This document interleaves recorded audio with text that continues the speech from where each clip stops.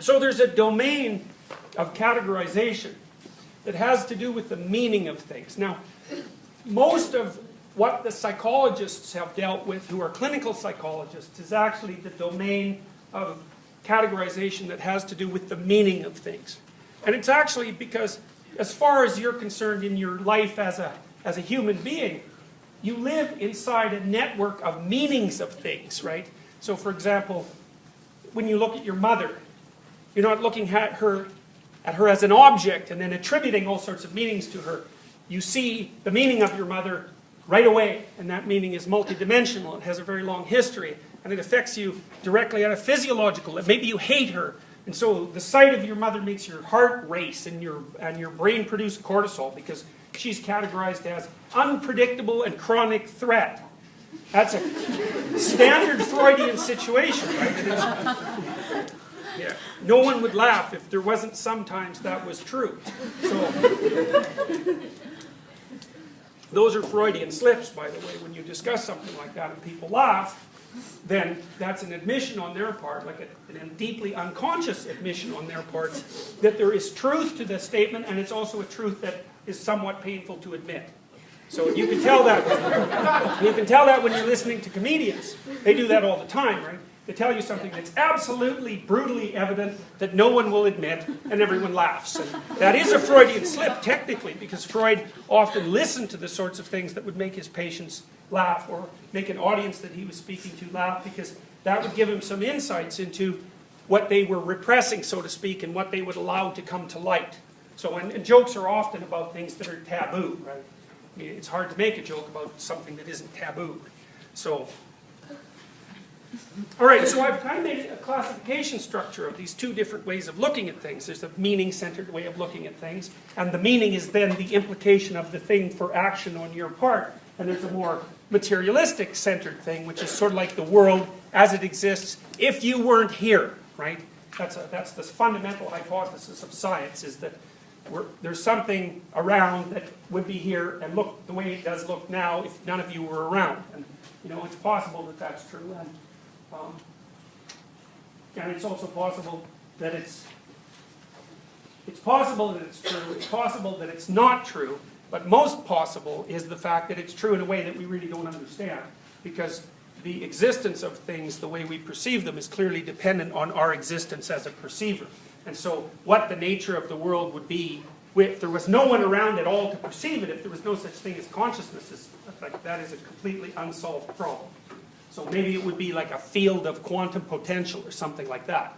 But it isn't even possible to really understand what that means. So now, having established that, I'll give you another example of it before we move on. So I said, for example, that when you interact with objects around you, you're not really interacting with objects. It's more like you're interacting with tools. Because your primary concern is, well, what's the world in relationship to me? What do I have to avoid, you know, if I want to get to where I'm going? And what can I use to further my pursuits? And so you're like that deeply. That's why human beings are tool-using creatures, right? We have hands, and they manipulate the world. And those hands they're built into our cognitive architecture. Like, it's not like our brain is separate from our hands. It's very opposite to that. We wouldn't have the brains we have if we didn't have the hands we have. That's why things like octopuses, by the way, or octopi are very intelligent. They are, even though they're invertebrates. They only live a couple of years, so they can't learn that much. But they're extraordinarily intelligent, and it's partly because they're tentacled, and because they're tentacled, they can grab things and manipulate them. And so, you know, they've developed an intelligence that's identifiable to us because we have little tentacles on the ends of our hands, and, you know, we're using them to fiddle around with the world all the time. So, now, there's the perceptual reality, which is that we know about already, that when you look at something and we track the way that you're interacting with, we know that one of the first things that happens is the relationship between the perceived object and your body is established very rapidly, okay? Because you want to map the object onto your body so you know what the hell to do, how to orient yourself so that you're safe and productive at the same time. There's a guy named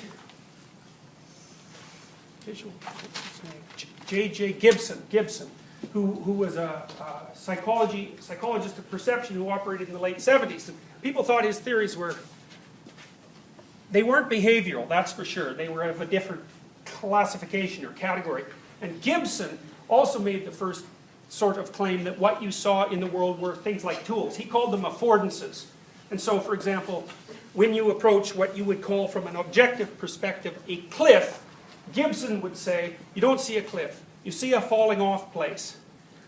And you might infer cliff, but you see falling off place. And if you think about it, again, from a Darwinian perspective, of course you see falling off place. That's why, you might shrink from a precipice, as your whole being perceives that as a place that would instantly make you extinct. It's not a secondary derivation from your analysis of a set of objective facts. It's a primary perception. And it has to be, because you better move quick if you're too near a cliff. You don't have any time to think. And the same thing occurs when maybe you're being, potentially struck by a snake. You have circuits in your brain that will see that snake and make you jump way before you know it's a snake. Because sitting around, standing around waiting for the image of snake to form in your consciousness means that you've been bitten 5 or 6 times already, because you're just not fast enough to see and then move.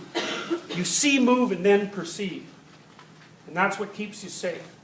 And so a lot of what you perceive in the world are the meanings that you map onto your body.